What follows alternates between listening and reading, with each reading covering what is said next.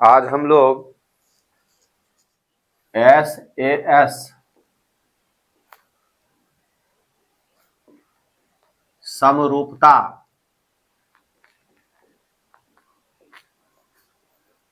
कसौटी पढ़ेंगे। इसे प्रमेय भी कहा जा सकता है।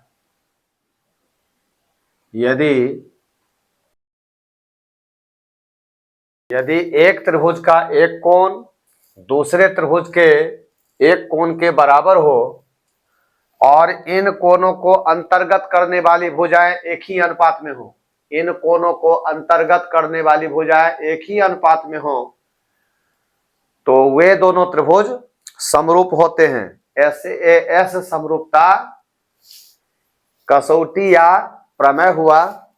इसमें यह जो आप देख रहे हैं इसको हम ऐसे भी कह सकते हैं, दो त्रिभुजों में एक त्रिभुज का एक कोण दूसरे त्रिभुज के एक कोण के बराबर हो और इन कोणों को अंतरित करने वाली भुजाएं एक ही अनुपात में हो, तो दोनों त्रिभुज समरूप होते हैं, कह सकते हैं इसको ऐसे। अब सामने आप त्रिभुज देख रहे हैं, विशेष प्रतिज्ञा में लिखिए, माना कि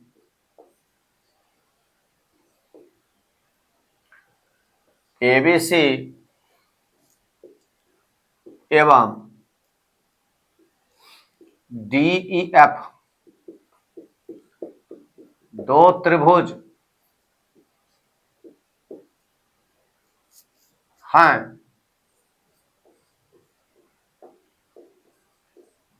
जिनमें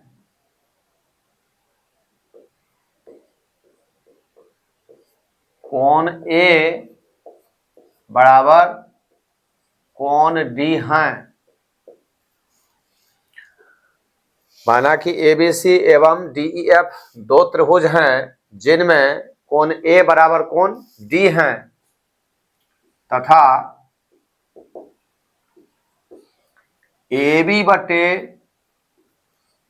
DE बराबर AB बटे DE बराबर AC बटे DF हैं। तो दोनों त्रिभुज में एक एक कोण बराबर है, कोण A को बनाती है AB और AC, कोण D को बनाती है DE और DF।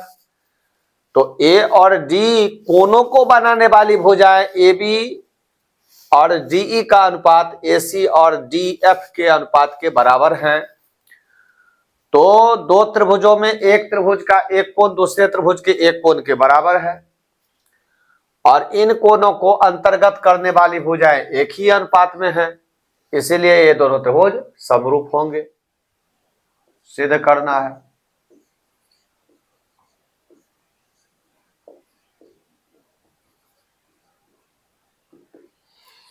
त्रिभुज ABC समरूप त्रिभुज DEF। अब रचना बनाइए। रचना में माना कि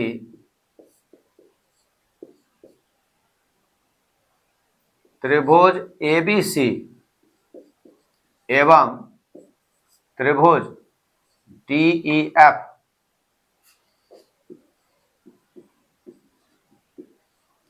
इस प्रकार हैं कि, माना कि ABC एवं DEF त्रिभुज ABC एवं त्रिभुज DEF इस प्रकार हैं कि AB बटे DE बराबर AC बटे DF छोटा है एक से, तो भुजा DE से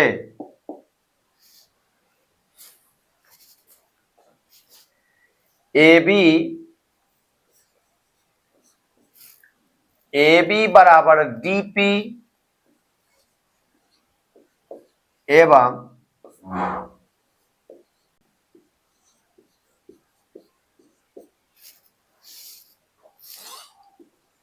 AC बराबर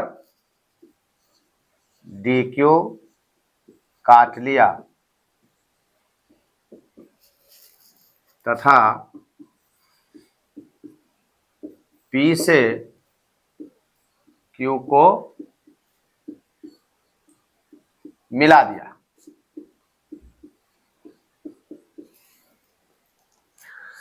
यह जो बताया गया है AB बट्टे DE बराबर AC बट्टे DF, ये पहले से दिया गया है कि बराबर है, तो ये दोनों भिन्न जो है एक से छोटा है। एक से छोटा होने का अर्थ बताया जा चुका है इससे पहले भी कि जब किसी भिन्न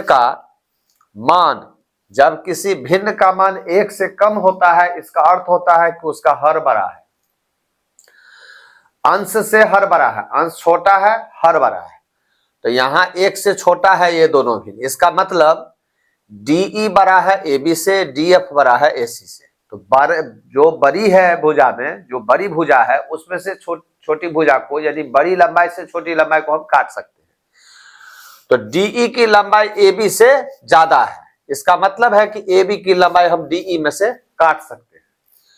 तो AB बराबर DP हमने काट लिया और AC बराबर DQ काट लिया।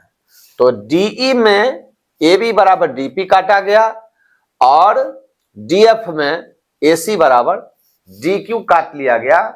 तो इस प्रकार DE और DF पर बिंदु P और Q प्राप्त होते हैं, जिसको मिला दिया गया। अब प्रमाण देखिए। प्रमाण, त्रिभुज ABC एवं त्रिभुज DPQ में, ये दो त्रिभुज आप देख रहे हैं, कोण A बराबर कोण D दिया है। सबसे पहले लिखिए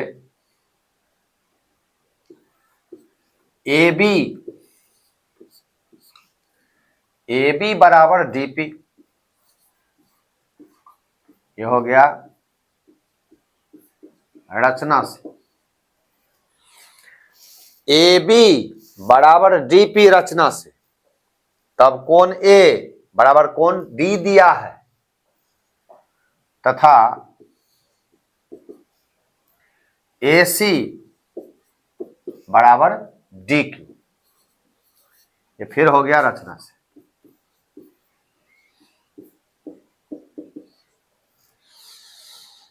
इसलिए मान्यता SAS से त्रिभुज ABC सर्वांगसम हुआ त्रिभुज DPQ।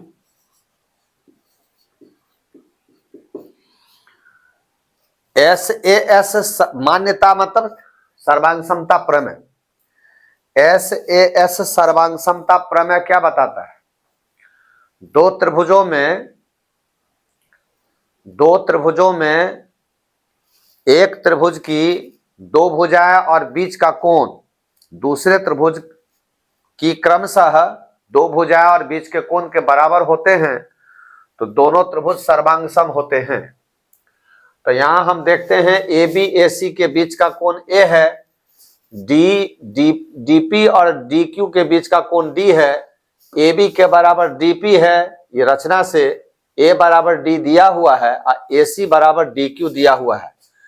तो दो त्रिभुज ABC और DPQ में AB बराबर DP हुआ, A बराबर D हुआ और AC बराबर DQ हुआ, यानी दो भुजाएं बीच का कोण, दो भुजाएं बीच का कोण। तो SAS सर्वांगसमता प्रमेय से मान्यता SS का मतलब SAS सर्वांगसमता प्रमेय से दोनों त्रिभुज सर्वांगसम हो गया।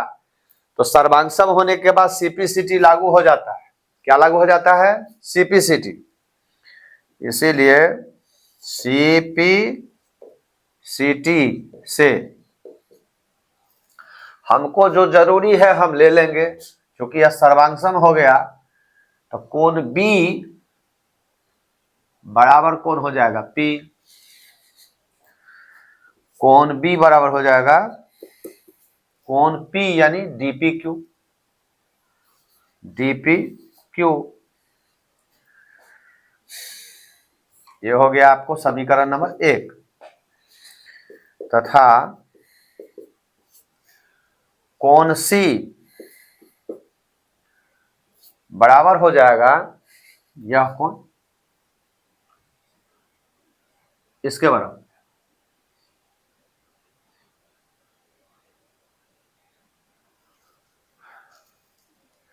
कोण सी बराबर हो जाएगा कोण पी क्यू डी या D Q P, D Q P. पुनः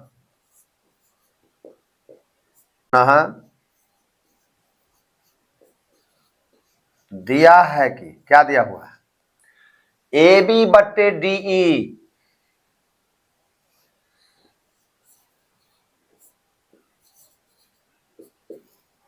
ए बी बट्टे डीई बराबर ए सी बट्टे डी एफ दिया हुआ है। विशेष प्रत्यय देखिए ए बी बट्टे डीई बराबर ए सी बट्टे डी एफ दिया हुआ है, दिया हुआ है।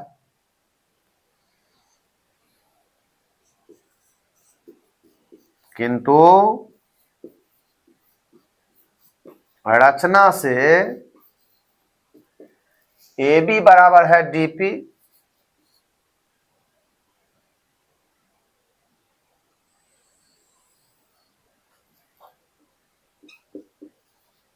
तथा एसी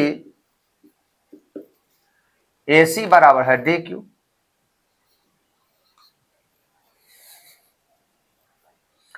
इसीलिए हम लिख सकते हैं ए बी के जगह डीपी,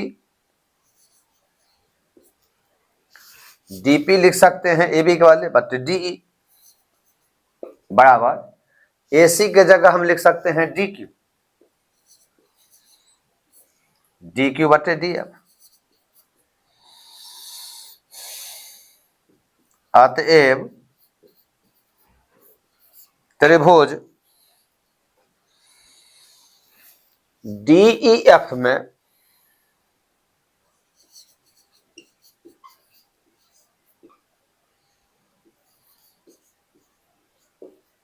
थेल्स प्रमेय के विलोम से, थेल्स प्रमेय के विलोम से हम क्या कह सकते हैं डीपी बट्टे डीई, डीपी बट्टे डी बराबर डी क्यू बट्टे डी एफ, डी क्यू बट्टे डी एफ। क्या कह सकते हैं कि पी क्यू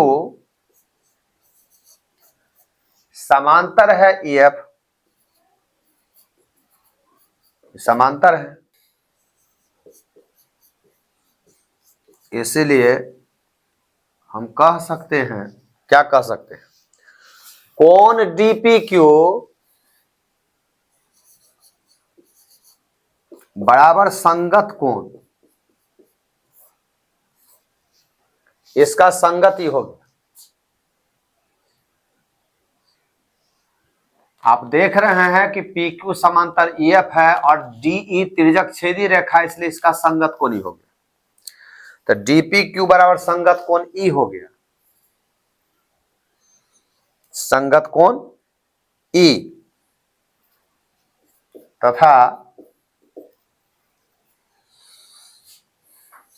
कोण डी क्यू पी बराबर संगत कोण हो गया डी क्यू पी का संगत हो गया एफ, एफ। या हम कह सकते हैं कोण डीपी क्यू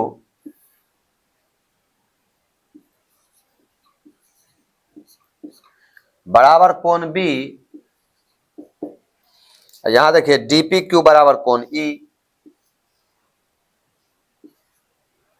कहां से हो गया समीकरण 1 से,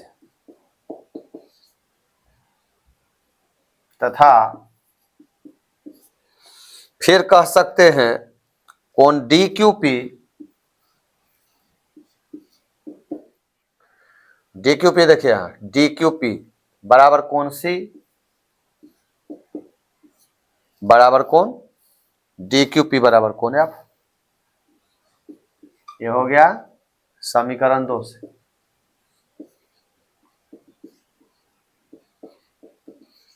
इस प्रकार त्रिभुज ABC एवं त्रिभुज ABC एवं त्रिभुज DEF में कोण A बराबर कोण D दिया है, ये दिया हुआ है, A बराबर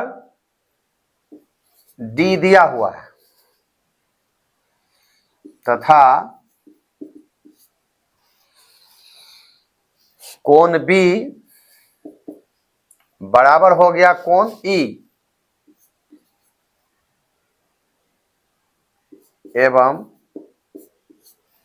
कोण C बराबर हो गया कोण F। ये दोनों हो गया प्रमाण से, प्रमाण से। अतः ए समरूपता प्रमेय या कसौटी से त्रिभुज ABC समरूप हुआ त्रिभुज DEF प्रमाणित।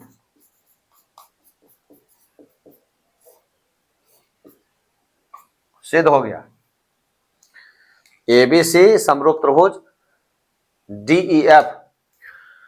दो त्रिभुजों को समरूप सिद्ध करने के लिए आपको दोनों त्रिभुजों में संगत भुजाएं समानुपाती और संगत कोण बराबर यह सिद्ध करना होता है। तो संगत भुजाएं समानुपाती और संगत कोण बराबर, तो ए समरूपता प्रमेय कहता है कि दो त्रिभुजों के यदि कोण बराबर होते हैं, यानी संगत कोण बराबर होते हैं, तो उनकी संगत भुजाएं एक ही अनुपात में होती हैं और इसलिए ये दोनों त्रिभुज समरूप होते हैं। तो यहां पर हम देख रहे हैं कि A बराबर D जो है पहले से दिया हुआ है, अब B बराबर E सिद्ध हुआ है, C बराबर F सिद्ध हुआ है।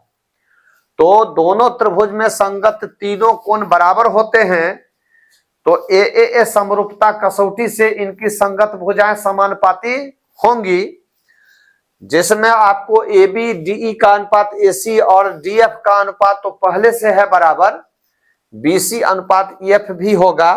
ए समरूपता प्रमेय से कह रहा है आपको, ए समरूपता कसौटी का भी प्रयोग आप कर सकते हैं, क्योंकि आप लोग जानते हैं ए समरूपता कसौटी कि दो त्रिभुजों में एक त्रिभुज के दो कोण दूसरे त्रिभुज के दो कोणों के बराबर होते हैं, तो वे दो उसके शेष कोण बराबर होते हैं। जब दो कोण बराबर हुए तो शेष कोण बराबर होगा, तो शेष कोण बराबर होते हैं। इस प्रकार दोनों त्रिभुज समकोणिक होते हैं, दो समकोण त्रिभुज समरूप होते हैं। इस तरह से दोनों त्रिभुज समरूप हो गया। तो जैसा कि आप लोगों ने समझा कि AB बट्टे DE बराबर AC बट्टे DF था और A बराबर D था, तो सबसे पहले हम लोगों ने यह जो है मान लिया कि DE AB से बड़ा है और DF जो है AC से बड़ा है, तो बड़ी भुजा से छोटी भुजा को हम काट सकते हैं। तो DE से हमने AB बराबर DP काट लिया और DF से AC बराबर DQ काट लिया। तो इस प्रकार हमको DE पर P और DF पर Q बिंदु प्राप्त होते हैं, जिसको हमने मिलाया यानी मिला दिया।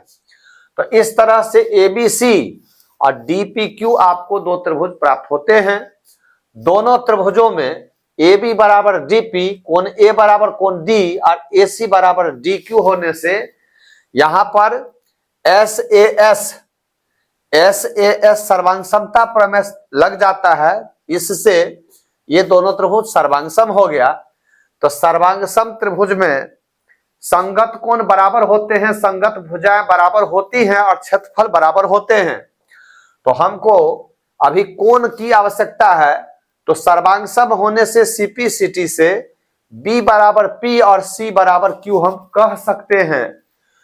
अब यहां पर हमको क्या देखना है कि A बराबर D है, हमको B बराबर E चाहिए, C बराबर F चाहिए। इसके लिए हम क्या करेंगे, तो AB बटे DE बराबर AC बटे DF जो दिया हुआ है इसका प्रयोग करेंगे। AB बटे DE बराबर AC बटे DF का प्रयोग करेंगे। क्यों करेंगे, क्योंकि हमारा उद्देश्य है कि B बराबर E और C बराबर F हमको प्राप्त हो। हम देख रहे हैं कि हमको B बराबर P और C बराबर Q हो चुका है। तो इसके लिए हम AB बटे DE बराबर AC बटे DF का प्रयोग करेंगे। क्यों करेंगे, क्योंकि AB बराबर DP है तो AB बटे DE को हम DP बटे DE भी कह सकते हैं। ऐसे AC बराबर DQ है तो AC बटे DF को हम DQ बटे DF हम कह सकते हैं। तो इस प्रकार से यह DP बटे DE और DQ बटे DF थेल्स प्रमेय का विलोम हो जाता है। तो थेल्स प्रमेय के विलोम से हम कह सकते हैं कि PQ और EF समांतर है। तो PF और PQ और EF समांतर है, DE उनसे मिलती है तो DE तिर्यक रेखा हो गया, तो यह और यह संगत कोण हो गया। तो संगत कोण होने से ये बराबर हो जाते हैं। यहां देखिए लिखा हुआ है DQP बराबर संगत कोण F, यहां DPQ बराबर संगत कोण E, संगत कोण लिखा हुआ है। DQP बराबर संगत कोण F, यानी इसका संगत E हो गया, इसका संगत E हो गया, जबकि सीपी-सीटी से यह बराबर यह बराबर यह हुआ था। तो हम कह सकते हैं कि B कोण जब P के बराबर है, अब P कोण जब E के बराबर है, तो एक उदाहरण द्वारा इसको हम समझ लेते हैं। इसको अगर हम यहाँ 70 डिग्री लिखते हैं, अब B बराबर P हुआ है तो स्पष्टतः यह 70 है, ये बराबर है तो ये भी 70 होगा। और संगत कोण कहता है यह और यह बराबर है, तो ये 70 है तो ये भी 70 होगा। देखिए ये भी 70 है, ये भी 70 है, तो B बराबर E हुआ। इसी प्रकार से C बराबर Q पहले से है और संगत कोण बराबर हुआ, तो जितना C है उतना ही Q है और जितना Q है उतना F है, इसका मतलब C बराबर F होगा। तो इस तरह से हम देखते हैं कि यह कोण इसके इसके बराबर है, यह कोण इसके इसके बराबर है, तो यह और यह बराबर है। तो इस तरह से हम क्या देखते हैं कि ये जो दो त्रिभुज है इसमें यह पहले से बराबर है A और D, और B के बराबर E सिद्ध होता है, C के बराबर F सिद्ध होता है प्रमाण से। तो A समरूपता प्रमेय से कसौटी भी कहा जा सकता है, कहीं कि आप कसौटी देखिएगा इसे यह समरूप हो गया। अब कहीं दिक्कत नहीं है आप लोगों को, तो ठीक है, इसको उतारिए, फिर आगे आप लोग जो है एक्सरसाइज पढ़िए या प्रमेय हम एक को पढ़ाते हैं आगे का जो है चीज़ों को समझने के लिए, है ना। पहले इन सब चीज़ों को समझना जरूरी था जो पहले से हम लगातार बता रहे हैं। तो एक्सरसाइज भी समझिएगा, जब ये सब समझ जाइएगा। अब कुछ और है, प्रमेय कथन सब है, उसको भी हम समझाने का प्रयास कर रहे हैं। बढ़िया से समझिए और खूब प्रश्न सबको जो है अच्छा से बनाइए आप लोग। तो इसको उतारिए।